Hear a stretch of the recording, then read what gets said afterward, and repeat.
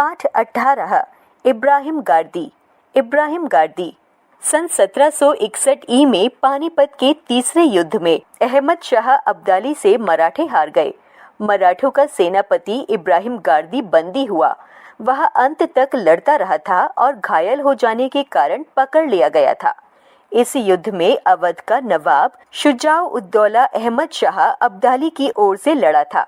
घायल इब्राहिम गारदी को शुजाउद्दौला के टीले में, जो अहमद शाह अब्दाली की छावनी के भीतर ही था, पकड़कर रख लिया गया। अब्दाली को इब्राहिम के नाम से ही घृणा थी। इब्राहिम के पकड़े जाने और शुजाउद्दौला के शिविर में होने का समाचार उसको मिल गया था, इसलिए उसने इब्राहिम को अपने सामने पेश किए जाने के लिए शुजाउद्दौला के पास दूत भेजा। शुजाउद्दौला इब्राहिम गारदी की उपस्थिति से इनकार न कर सका। उसने अनुरोध किया, इब्राहिम काफी घायल हो गया है, अच्छा हो जाने पर पेश कर दूंगा। दूत ने अपने शाह का आग्रह प्रकट किया, उसको हर हालत में इसी पल जाना होगा। शुजाउद्दौला का प्रतिवाद क्षीण पड़ गया। फिर भी उसने कहा, इब्राहिम मराठों के 10,000 सिपाहियों का सेनापति था। इस समय वह घायल हुआ पड़ा है। कम से कम इस वक्त तो उसे बुलाना चाहिए। दूत नहीं माना। उसको अहमद शाह अब्दाली का स्पष्ट आदेश था। शुजाउद्दौला को उस आदेश का पालन करना पड़ा। अहमद शाह के सामने इब्राहिम गारदी लाया गया। अहमद शाह ने पूछा, तुम मराठों की 10 पलटनों के जनरल थे? उसने उत्तर दिया, हाँ था। पहले तुम फ्रांसीसियों के नौकर थे? जी हाँ। फिर हैदराबाद के निमाज के यहाँ नौकर हुए? सही है। तुमने निजाम की नौकरी क्यों छोड़ दी? क्योंकि निजाम के रवैये को मैंने अपने उसल के खिलाफ पाया। तुमने फिरंगी जबान भी पढ़ी है? सही है।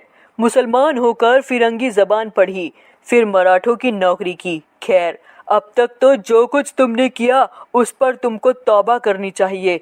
तुमको शर्म आनी चाहिए।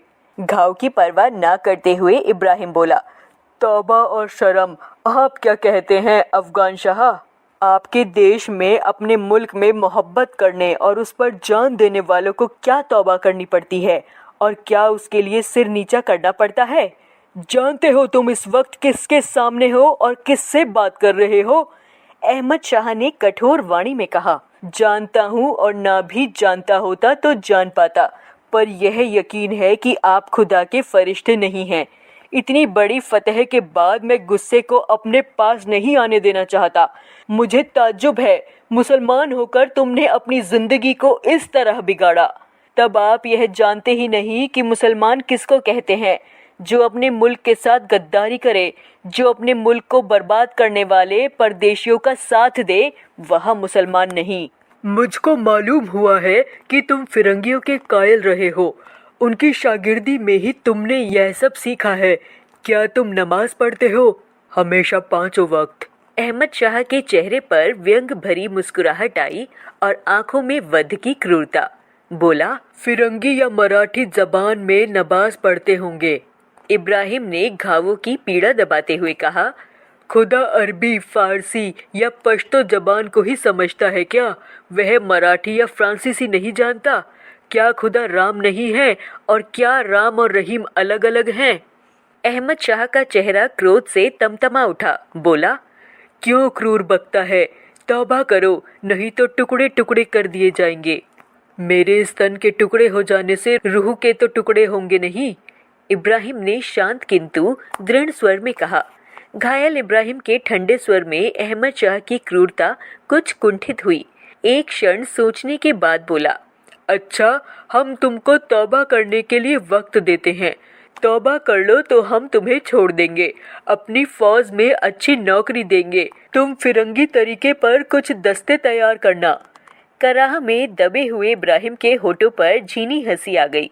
अहमद शाह के इस खिलवाड़ को इब्राहिम समाप्त करना चाहता था। उसने कहा, अगर छूट जाऊं तो पूना में ही फिर पलटने तैयार करूं और फिर इसी पानीपत के मैदान में उन अरमानों को निकालूं जिनको आज निकाल न पाया और जो मेरे कलेजे में धधक रहे हैं। अब समझ में आ गया, तुम असल में बुत परस्त हो। जरूर हूँ, लेकिन मैं ऐसे बुत को पूजता हूँ जो दिल में बसा हुआ है और ख्याल में मीठा है। जिन बुतों को बहुत से लोग पूजते हैं और आप भी, मैं उनको नहीं पूजता हूँ। हम भी, खबरदार। हाँ, आप भी। हर तंबू के सामने मरे हुए सिपाहियों के सिर के ढेर के इर्द गिर्द जो आपके पठान और रुहेले सिपाही नाच नाच कर जश्न मना रहे हैं, वह सब क्या है? क्या वह बुत प्रस्ती नहीं? तुम बदज़बान हो। तुम्हारा भी वही हाल किया जाएगा जो तुम्हारे सदा शिवराव भाऊ का हुआ है। चकित इब्राहिम के मुंह से निकल पड़ा। क्यों, उनका क्या हुआ?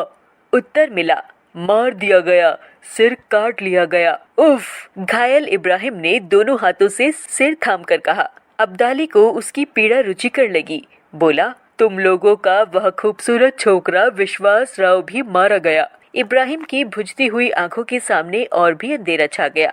उसने कुपित स्वर में कहा, विश्वास राव, मेरे मुक्त का ताज, मेरे सिपाहियों के हौसलों का ताज। उफ! इब्राहिम गिर पड़ा। अहमद शाह उसके तड़पने पर प्रसन्न था। उसकी निम्रता ने सोचा, शहीदी को जीत लिया। इब्राहिम जरा सा उठकर भरभराते स्वर में बोला, पानी। अब्दाली कड़का, पहले तौबा करो। जहाँ के वहाँ पकड़कर इब्राहिम ने कहा, तौबा? शहीद कहीं तौबा करता है? तौबा करे वे लोग जो कैदियों, घायलों और निहत्थों का कत्ल करते हैं। अब्दाली से नहीं सह गया। इब्राहिम भी नहीं सह पा रहा था।